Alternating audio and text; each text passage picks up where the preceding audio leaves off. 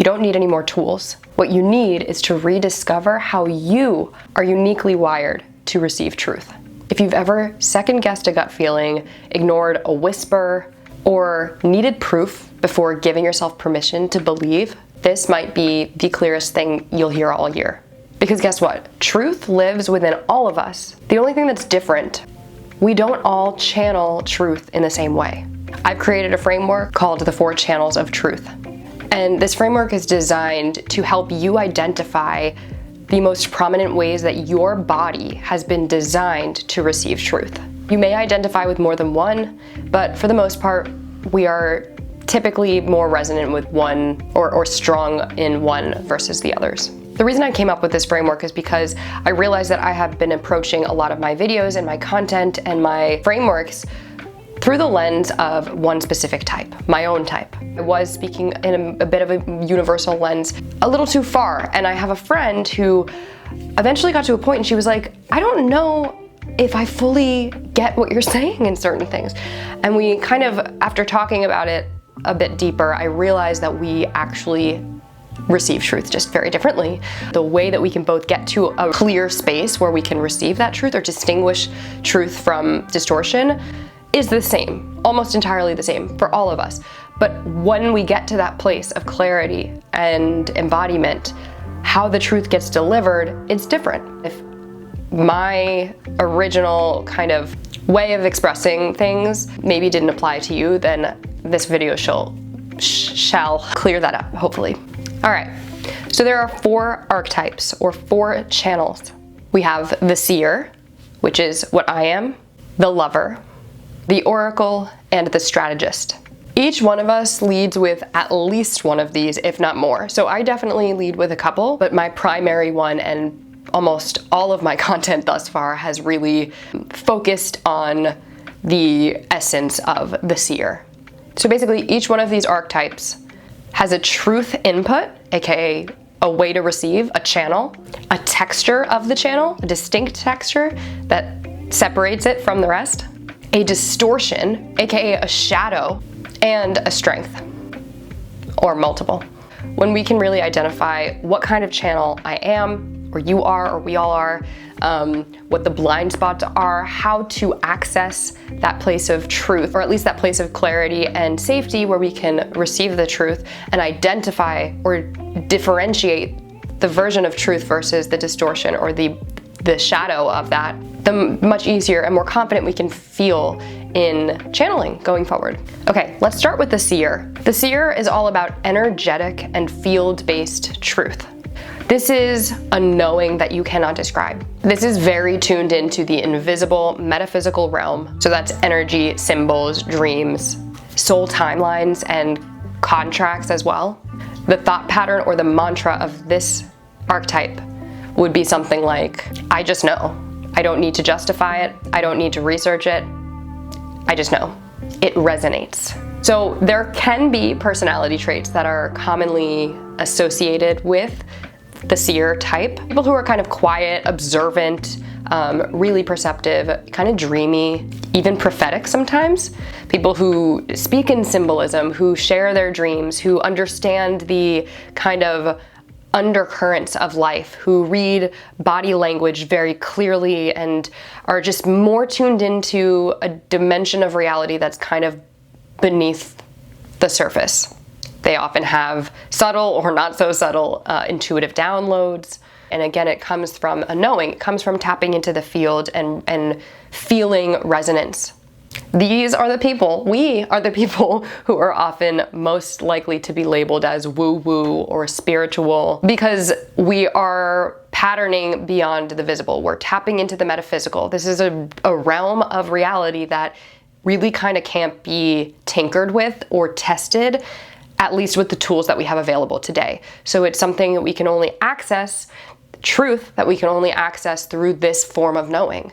And not everyone has the ability that the seer does to tap into the field in that way. So these are people who you either trust or you get or you see over time, the pattern recognition, the strength, the beauty, the magic that seers kind of offer, the wisdom that they carry, or you deny it and you block it off and you say it's, bullshit and that's fine.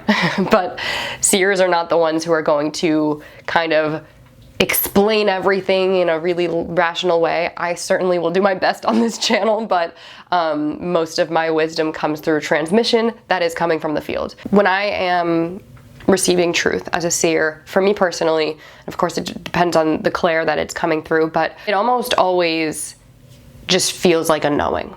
Like it's just obvious. Like it's just, I don't know how to explain this, but I have this information that just came through me, and it came through me into my field. We all have auric fields, right? We are connected via this sort of metaphysical web. That's why telepathy has been, kind of identified and studied via quantum physics. You don't need to be local to someone to connect to someone. Something can be all the way on the other side of the universe and have a direct link. And the same is true for us as humans. We have these threads that connect us. So as a seer, when I talk about the field, I'm talking about those threads, the extensions of us. So it's almost like I feel my auric field, my energy body, almost almost more than I feel my physical body. So when something touches my energy body, my auric field, I feel it like someone's tapping on my shoulder or whispering in my ear. And so that's kind of what it feels like to have a download as a seer, is something's knocking on your energetic body, your field, and it's right there, it's right with us. So it's that sort of sensitivity to the field. The shadow for a seer is to sometimes project fantasy onto things or people, or spiritual bypassing, also escapism. There's definitely with less evolved seers who are still kind of moving through karma and density, can be a vulnerability with confusing hope for truth, or projection with truth. When healthy, a seer embodies clarity without needing words or evidence. These people see the unseen. They understand what cannot be taught, cannot be explained. They just know. And they, over time, learn to trust resonance beyond proof. Let's move on to the lover. So the lover is more of an emotional, heart-based truth or channel. These are people who are extremely relational. They are very tuned into care, to other people's needs. So there's lots of longing, grief, and connection all tied to this archetype. The mantra for the lover archetype would be something like, if it doesn't move me, then it's not true for me. So some of the traits that could be associated with this archetype would be, like I said, people who are deeply relational, emotive, poetic. These are people who absolutely make decisions from the heart, not the head. So the feeler is all about emotional movement. Truth is recognized by how it touches you. If you want to think of like someone going to an art gallery and all the art just like, you just feel the story, you just feel the truth in the painting, and it just like moves you. That is like the best way to paint the picture of the feeler type. It feels truth by feeling alive, feeling significant or sacred. So if it breaks your heart open or it makes you feel, and that's kind of your leading way to awakening or to truth, then you might be a feeler. So the shadow of the feeler archetype, projection, attachment to outcomes, confusing desire with destiny, can also mistake need or longing for guidance. But when healthy feelers have the capacity to follow relentlessly what matters, to know that love reveals truth, and these people trust emotion like a compass, rather than letting it kind of enslave them. The next one is the oracle. This is somatic or physical body-based knowing. So I definitely have some oracle themes as well. This is when truth lands in the body, in the nervous system, in the form of tension, ease, safety, breath, heartbeat, etc. This could feel like a drop in your gut, like when you're on a roller coaster and you're just like, oh, or your body like tensing up when you're with someone, when you're in an environment that lacks consciousness, when you're in an oppressive environment, or on the other side, you might really open up and you might feel it immediately. This is something, by the way, that happens to all of us, but it's that awareness is very much in the body. So for me, like sometimes I've had to train myself to become more aware of how my body responds to certain environments, to certain things and certain people. So oracles obviously are born with that being their distinct, their prominent channel. So this is not so much about feelings. I mean, it's about sensations, so feelings in a physical sense, but it's more about alignment and flow or resistance on the other hand. So like if my jaw locks or my belly tightens or my breath shortens, like these are all ways that truth can land for an oracle, but it's very much the body as a compass. These kinds of people are grounded, practical, earthy, maybe even minimalist. Again, they track truth through sensation and breath, nothing more, nothing woo-woo, very grounded. They may have a trauma-aware focus or health-oriented focus, and often mistrust story and ideas until the body starts to kind of open up and feel into things. Truth feels for the oracle kind of like a drop into safety, like your body's just like, oh, like opening. And on the flip side, yeah, it's sort of a closed offness. I think the body very much for all of us, but this of course, will be more apparent or at least conscious for us, an oracle, is that closed offness will respond to distortion and lower consciousness, and a softening and opening will respond to love, to truth, and so on. The oracle's shadow can be to mistake trauma freeze or dysregulation for intuitive knowing. So sometimes they may perceive shutdown as like neutrality when really, that's a dysregulated state for especially this type.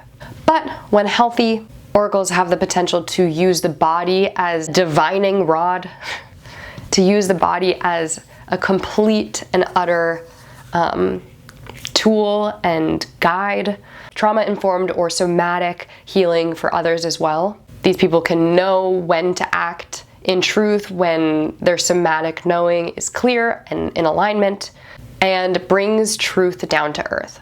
And number 4, last but certainly not least, we have the strategist. The strategist is cognitive and pattern-based truth. So these people are in the mind space.